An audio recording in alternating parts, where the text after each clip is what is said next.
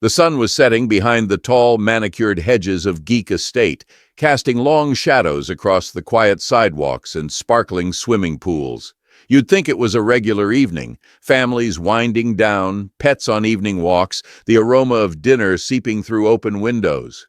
But I, Dan, was standing next to my rickety old barn, heart thumping like a drum. My phone kept buzzing, neighbors texting, a panicked voicemail from the local police department, and at least 3 missed calls from the almighty HOA President herself, Karen Wilson. She had crossed a line this time, and things were about to explode. Little did she realize that calling the cops on my farm was the biggest mistake she could have made, because in a twist no one saw coming, I happened to be the highest-ranking law enforcement officer in our entire region. Yup, I'm the police commissioner. And let me tell you, there is nothing funnier or more infuriating than discovering that the police who are rushing to your house are actually under your direct command. But that's just the start. By the end of this story, you'll see exactly how Karen's plan backfires in epic fashion. Stick around because it's about to get wild. I bought my humble slice of farmland years before Geek Estate turned into the posh, gated community it is today. Back then, it was just me, my chickens, a small orchard of fruit trees, and a friendly horse named Gumdrop who acted more like a giant puppy than a stallion. I'd inherited the place from my grandfather, an old rancher who believed fresh air, hard work, and a sense of humor could solve most problems. But as time passed, fancy subdivisions sprang up around me like mushrooms after the rain.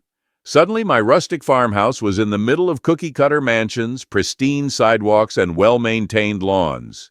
Don't get me wrong, I have nothing against well-trimmed grass. But I do have a problem when people like Karen Wilson start telling me how I can or can't live on my own land. Karen Wilson showed up about 2 years ago with her husband Martin, who's so quiet I sometimes forget he exists. Karen quickly took over the Homeowners Association with a smug grin and high heels that clicked loudly against the newly paved streets. She had an opinion on everything. My fence was too old-fashioned, my barn was eyesore central, and my chickens were ridiculously noisy. Every few weeks she'd send me a bright pink envelope stuffed with warnings about unapproved structures or noise violations. She even complained about the smell of fresh hay, claiming it was distracting her from her meditation sessions. I ignored most of it, politely telling her that my farm predated Geek Estate by decades. Legally, I was allowed to keep my animals, maintain my orchard, and basically do as I pleased. That drove Karen nuts. One evening, I was returning home from a long shift at the station. My job as a police commissioner is no 9-to-5 gig, but it's something I love. When I turned onto my driveway, I saw Karen standing by my mailbox, her arms folded like a schoolteacher about to scold a troublemaker. My mailbox, by the way, is a hand-painted affair with chicken designs. My grandpa made it. She gave me that condescending tilt of her head and said, "Dan, we need to talk." I sighed, stepping out of my pickup. "What's it this time, Karen? My chickens laying eggs too loudly?" She pointed toward my orchard. "Those fruit trees are blocking the view from the road. It makes our neighborhood look unsightly. I have a signed petition from other residents who agree that your orchard needs to be trimmed or removed entirely." I raised an eyebrow. "You have a petition about my orchard?" She thrust a clipboard at me. 15 signatures. I flipped through the pages. Sure enough, scribbles from neighbors who apparently found fruit trees offensive. "You can't be serious. These trees have been here for decades, Karen. My orchard doesn't break any HOA rules." Karen smiled like a fox. But this is a new initiative, the Community Visual Enhancement Program. We want uniform landscaping." I nearly laughed. "Uniform landscaping? My orchard is farmland, not some hedge display." Karen's nostrils flared. She tried to keep her composure, but I could see the frustration in her eyes. "You have exactly 30 days to comply, or I'll have to take further action." "Sure, Karen," I said, turning to leave. "Take all the action you want." The next day, my mailbox was stuffed with a glossy brochure from the HOA titled "Embrace the Modern Aesthetic." It had pictures of neat lawns, symmetrical flower beds, and not a single chicken in sight. I crumpled it up and tossed it into the recycling bin. Over the following weeks, Karen escalated her efforts. She hovered near my property line, taking photos of my horse and my goats. She knocked on the door repeatedly, telling me I needed to hide my tractor from public view. If I had $1 for every pink warning envelope she sent, I could have paved my driveway in solid gold. But I tried to keep the peace. I smiled, nodded, and politely told her I wasn't violating any county or state laws. That's when the rumors started. People at the local diner whispered that Karen planned to get the authorities involved. I chuckled at that. If only she knew who I really was. See, no one in Geek Estate realized I was the new police commissioner. I got promoted a few months back, and I always wore plain clothes around the farm. I had no reason to flaunt my rank. But the day Karen decided to call the cops on me, that's when everything changed. It was a Saturday morning, bright and sunny, the perfect time to feed my chickens and muck out the horse stalls. I was in the barn whistling a tune when my phone rang. The caller ID said it was the local dispatch office, which was unusual because they rarely contact me on my personal phone unless it's urgent. I picked up. Dan speaking. A frantic voice came through. Commissioner Dan, we have an emergency call from Geek Estate about a violation involving livestock and possible trespassing. The homeowner is quite insistent that you personally handle it. I nearly burst out laughing. Let me guess. The homeowner's name is Karen Wilson? A pause. Yes, sir. She specifically asked for the highest-ranking officer to come. She said it was a matter of immediate community concern. I rubbed my eyes, stifling a groan. All right, dispatch, tell her I'll be there right away. This is my address, after all. Silence on the other end. Sir, your address? I sighed. Yeah, this is my home. I'm the so-called violator she's complaining about. Dispatch coughed nervously. Well, do you still want a unit sent out? I thought about it. Yes, but let them know it's a misunderstanding. I'll meet them out front. I ended the call and stared at the barn wall for a second, shaking my head. This was it. The moment I'd been dreading and kind of anticipating at the same time. Karen had no idea she had just called the cops on the police commissioner himself. But hey, if she wanted an official response, she was about to get one. As I walked onto my lawn, I could see Karen pacing on the sidewalk in front of my fence. She was on her phone, wearing a floral blouse and glaring at my property like it was a medieval castle. She didn't notice me at first, so I took the chance to watch her meltdown from a distance. Hello? She snapped into her phone. Yes, I've called the authorities, but they're taking forever. I don't care if it's Saturday, there's a horse loose in the yard, and I'm sure the goats are planning an escape. This is a menace. I looked over at Gumdrop, my horse, who was calmly munching hay behind a closed gate, definitely not loose in the yard. The goats? They were dozing in the shade. I rolled my eyes. Just then, 2 squad cars turned the corner, sirens off but lights flashing. They pulled up alongside the curb. A couple of my officers, fresh out of training, stepped out nervously. They saw me and gave that half-salute, half-wave look because they recognized me as their boss. But they also saw Karen stomp up to them, so they tried to look professional. Karen pointed at my orchard as if unveiling the gates of doom. Officers, thank goodness. We have a real problem. He's violating... She paused, turning to me with suspicion. Who are you? What are you doing on Dan's property? I cleared my throat. I'm Dan, she frowned. I thought you were some worker he hired. You always dress so... casually. I forced a polite smile. I live here, Karen, remember? Her face twitched with annoyance. Then you'll need to step aside. The officers have to investigate your many violations. Do you know how many county codes you're breaking right now? The younger officer stepped forward. Ma'am, we received a report of a potential livestock hazard and trespassing complaint. Could you clarify? Karen squared her shoulders. Yes, this man's horse is dangerously close to the sidewalk. It could jump out at any moment and trample someone.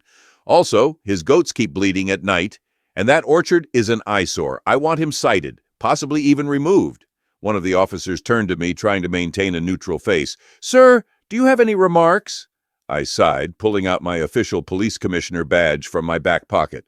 Officer Reed, Officer Flores, you know me. But for formality's sake, I flipped the badge open. I'm Police Commissioner Dan. Karen's eyes bulged. For a split second, she looked like a cartoon character about to blow steam from her ears. You're the... This must be some kind of joke. Officer Flores cleared his throat. Ma'am, he's telling the truth. Commissioner Dan has full jurisdiction here." Karen's shock turned to indignation. "Then why hasn't he complied with the HOA rules? Doesn't the law apply to everyone?" I bit my tongue, trying not to snap. "Karen, my animals are all fenced in. They pose no threat. My orchard is perfectly legal, and I have the original property documents to prove it. You've been harassing me with HOA demands that don't supersede actual county or state laws." She waved her arms. "This is unacceptable. You're using your police status to get away with chaos." Officer Reed, obviously uncomfortable, took a step closer. "Ma'am, we've known the commissioner a while. If there was any real violation, we'd address it, but so far he hasn't broken any law." Karen let out a bitter laugh. "So you're going to take his side, obviously. This is corruption." She whipped out her phone, starting to record. "I'll show the world how the police commissioner refuses to follow the HOA rules." I sighed. "Karen, you can record all you want. The law is clear. My farmland is grandfathered into Geek Estate's perimeter, meaning it's exempt from most of your HOA restrictions. And as far as animals go, I have a permit for each and every one. They're all up to date." She refused to back down. "Well, I'll take this to the Geek Estate Board. They'll see that you're a menace." At that point, her phone buzzed. She glanced at it, then gave me a triumphant smile. "Speaking of the board, we're having an emergency meeting tonight. Don't go anywhere, Dan. This isn't over." With that, she stomped off, leaving the officers exchanging baffled looks. I patted their shoulders. "Thanks for coming, guys. Sorry you had to deal with that." Officer Flores chuckled nervously. "No worries, Commissioner, but do you need any further assistance?" I shook my head. "Nah, I'll handle it. You guys are free to go." As they walked back to their cars, I couldn't help but feel a gnawing sense of dread. Karen wasn't the type to give up.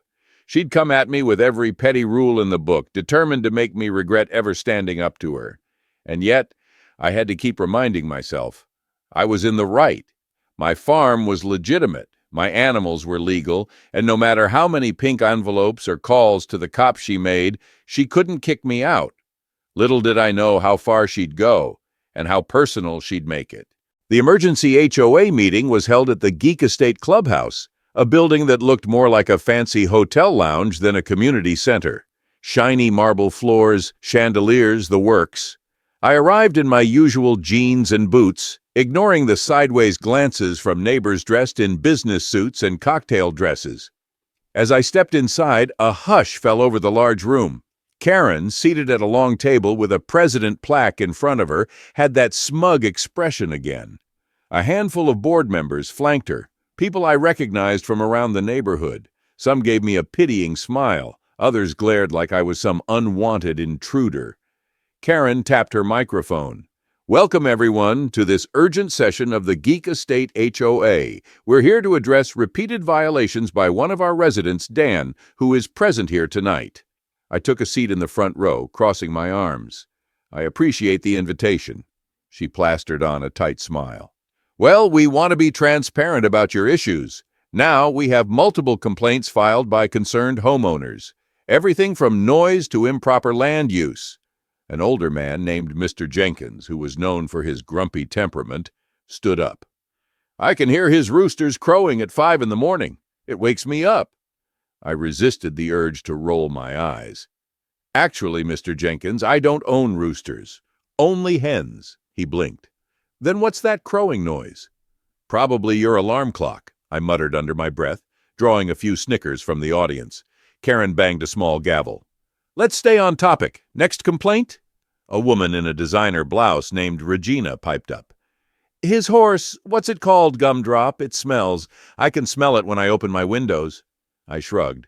"Horses do have a smell, but I clean the stalls daily. And to be fair, you live 6 houses away." Regina sniffed haughtily. "Well, the wind carries it, I guess. It's dreadful." Karen nodded as though she'd just heard the most convincing argument in the world. "You see, Dan, the community is suffering." I leaned forward, trying to sound calm. "I've complied with every regulation that actually applies to me. My farm was here before Geek Estate formed its HOA. I have a legal right to my livestock, and I don't have roosters." Karen stared daggers at me.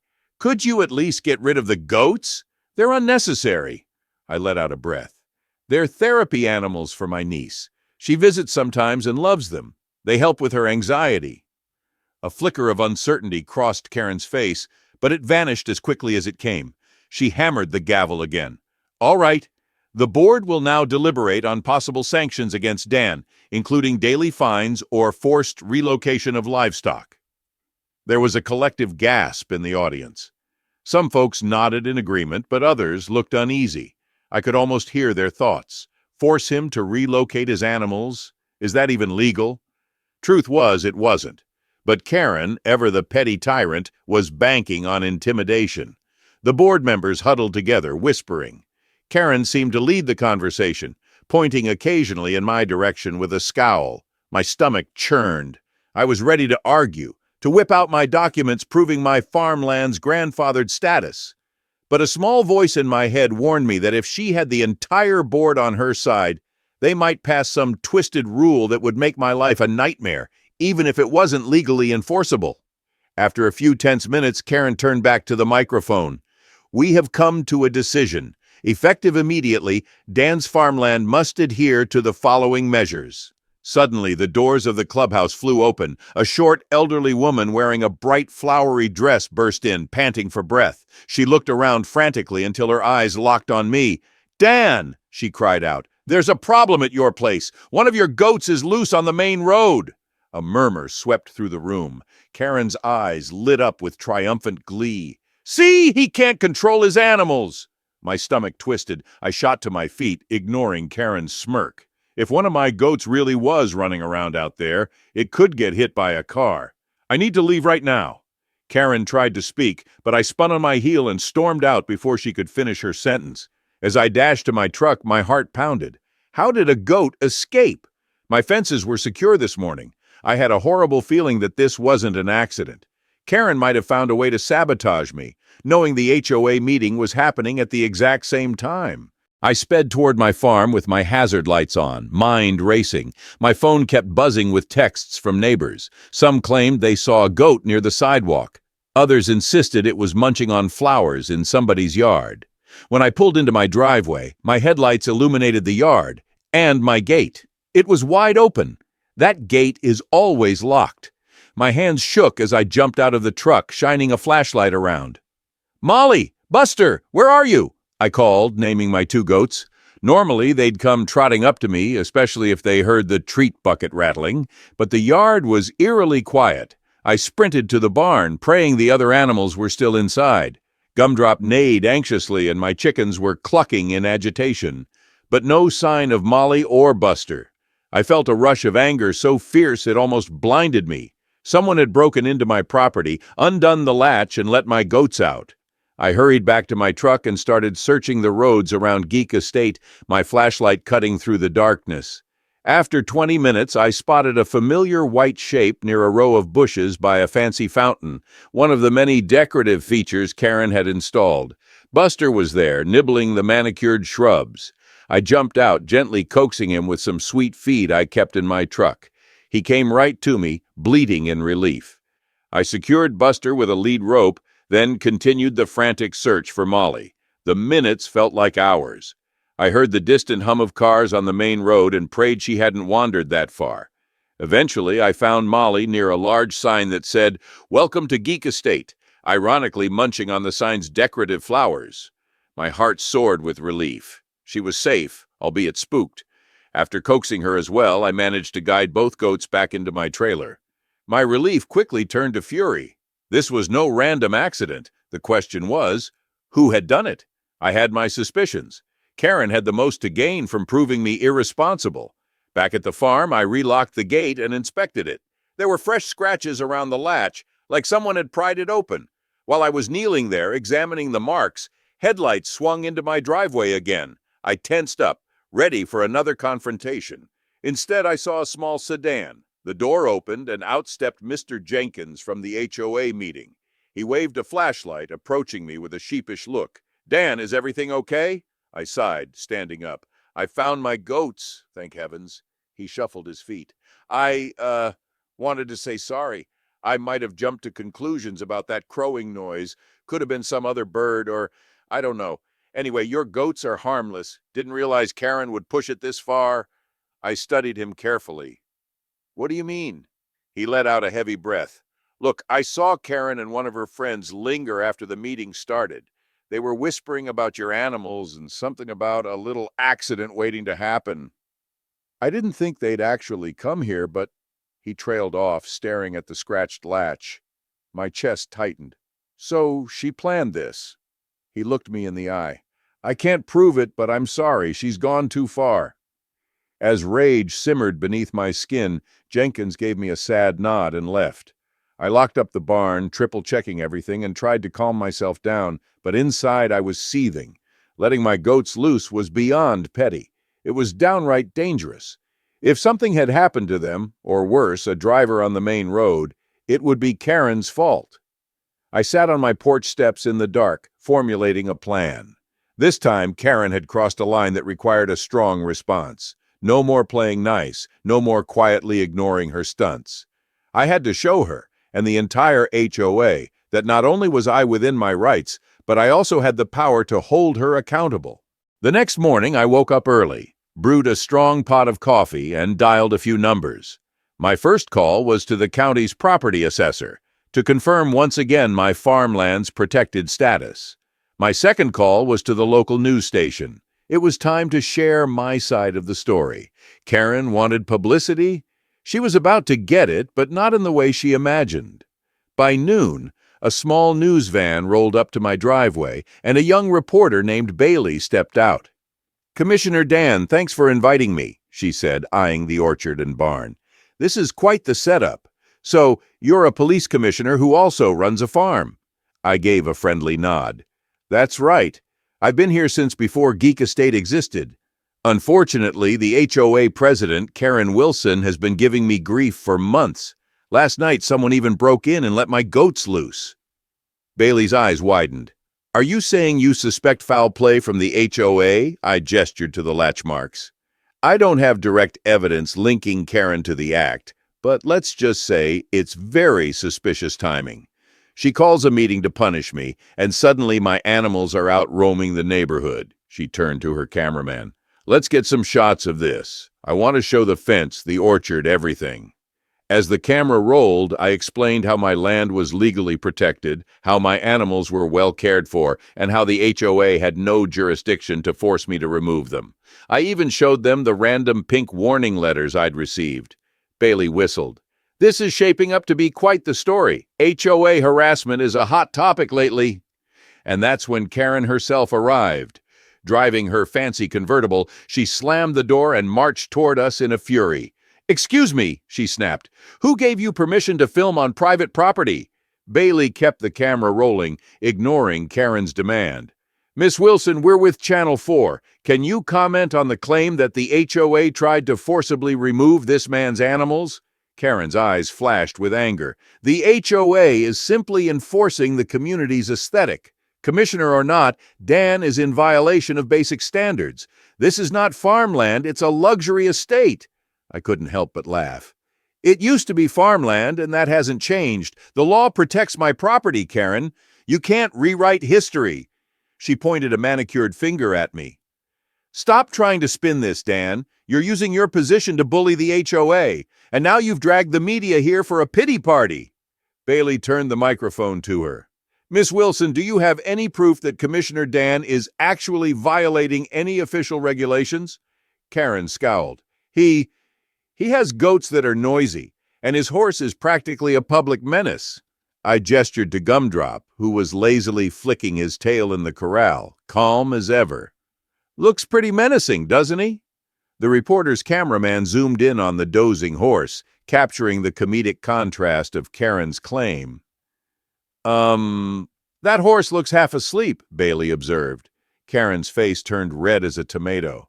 "Well, you're not here at 4 in the morning when it's doing horse things." I burst out laughing. "Doing horse things? Like standing around chewing hay?" Karen slapped her hands to her sides. "This is ridiculous. I'm reporting you to the HOA for your rudeness." Bailey gave a slight shake of her head, then politely asked, "So, Miss Wilson, about the allegations that someone tampered with Dan's fence last night, any comment?" Karen's eyes flickered with something, fear or maybe guilt. No, that's absurd. I wasn't anywhere near his property. I have an alibi. I decided to press my luck. And who might that be? Your buddy who was whispering at the meeting about a so-called accident waiting to happen? She glared. Don't you dare accuse me without proof. Bailey sensed the tension, quickly stepping in. Well, we'll be compiling both sides of this story. Would you care to address your repeated calls to the police department? Karen let out a bitter laugh. I'm simply a concerned resident, but I can see that you're all in Dan's pocket. This interview is over. She spun on her heel and stomped back to her convertible, tires screeching as she peeled away. Bailey turned to me, eyebrows raised. Well, that was dramatic, I shrugged. Welcome to My Life with Karen Wilson.